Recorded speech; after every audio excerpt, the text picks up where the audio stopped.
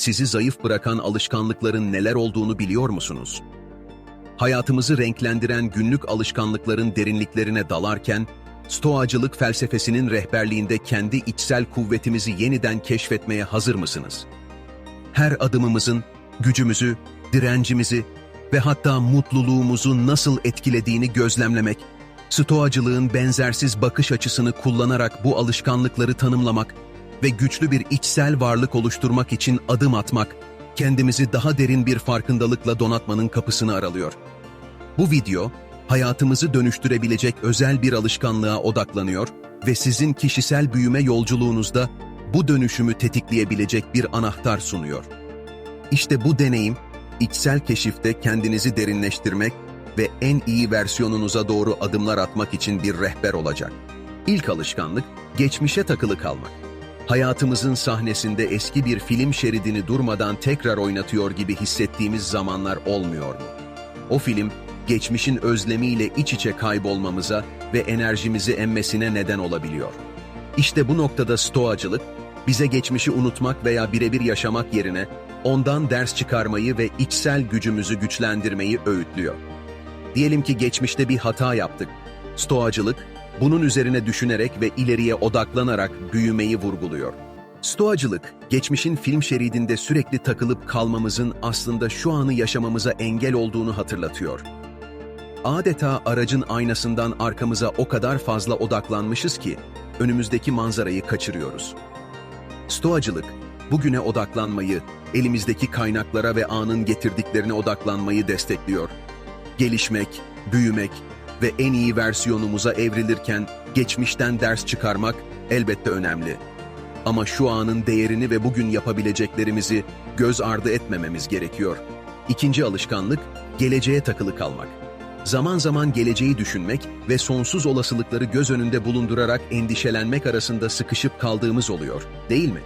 İşte bu, o geleceğe takılı kalma durumu. Stoacılar, bu konuda oldukça etkileyici bir bakış açısına sahipler. Stoiklere göre, plan yapmak, aklı başında düşünmek ve gelecek için hazırlıklı olmak önemli ama fazla endişelenmek sadece şu anın güzelliğini göz ardı etmemize neden oluyor. Düşünsene, gelecek hakkında aşırı endişelendiğimizde, gelecekte neler olabileceğini düşünmekten o kadar meşgul oluruz ki şu anın güzelliklerini kaçırırız. Hayat şu anda cereyan ediyor, biz ise geleceğin peşindeyiz. Bu durumda günümüzdeki anın değerini göz ardı ediyoruz. Stoacılar, geleceğe dair akıllıca plan yapmayı ve düşünmeyi desteklerken, asıl vurgu şu anın anlamı ve değeridir. Geleceği tahmin etmek ve ona hazırlıklı olmak elbette önemli. Ancak endişelerimizin bize hükmetmesine izin vermemeliyiz. Çünkü gerçek anlam şu anın içinde gizli. Stoacılar, akıllıca hareket etmenin yanı sıra gelecek kaygılarının bizi esir almasını engellemenin önemini vurgularlar. Çünkü sonuç olarak yarınları bugünün eylemleriyle inşa ederiz. O eylemler bugünümüzde, şu anda gerçekleşiyor. Üçüncü alışkanlık, dış onaya göre yaşamak. Bazen dış dünyanın onayı için içsel bir arzu duyarız, değil mi? Herkesin bizi övmesini, takdir etmesini ve fikirlerimizi desteklemesini istemek gibi. İşte bu, dış onayın tuzağına düşmek demektir. Stoacılara göre dış onay güzel bir şey olabilir, ancak tamamen başkalarının görüşlerine bağımlı olmak bizi kendi içsel yönlendirmemizden uzaklaştırabilir.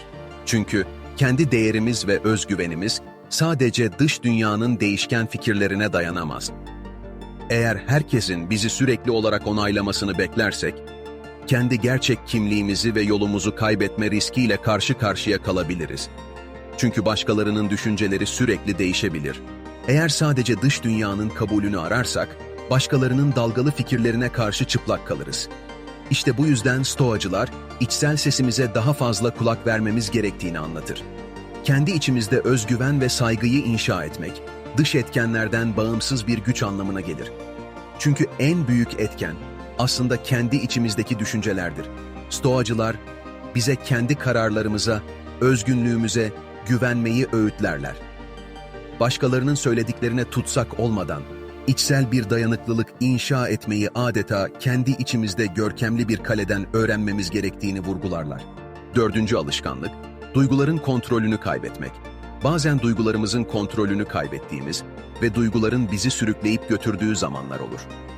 Duyguların belirlediği bir rotada biz sadece seyirci gibi hissederiz, işte o zamanlar her şey birbirine karışır. Stoacılar, duygularla ilgili olağanüstü bir bakış açısına sahipti.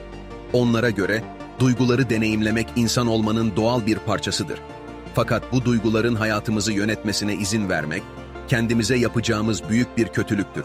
Stoacıların öğretileri, duyguların aslında içimizden ortaya çıktığını ve bizim kontrolümüzde olduğunu vurgular. Adeta duyguların sahibi olarak onları tanımak ve nasıl yönetileceğini öğrenmekle ilgilidir bu. İşte bu, kendi geminizin kaptanı olmak gibidir. Hangi yöne gideceğinizi siz belirlersiniz, rüzgar sizi sürükleyemez. Stoacılar içsel bir kontrol ve farkındalık kazanmayı teşvik ederler. 5. alışkanlık, kendimizi sürekli olarak diğerleriyle kıyaslamak. Bazen kendimizi diğerleriyle karşılaştırmaktan alıkoyamayız. Örneğin, çevremizden birini düşünerek neden ben de o kişi gibi değilim diye hayıflanırız. Fakat işte burada stoacılığın ilkeleri devreye giriyor. Sanki bir yaşam koçu gibi rehberlik ediyor. Stoacılar bize şunları söylüyorlar. Bırak bu kıyaslamaları artık.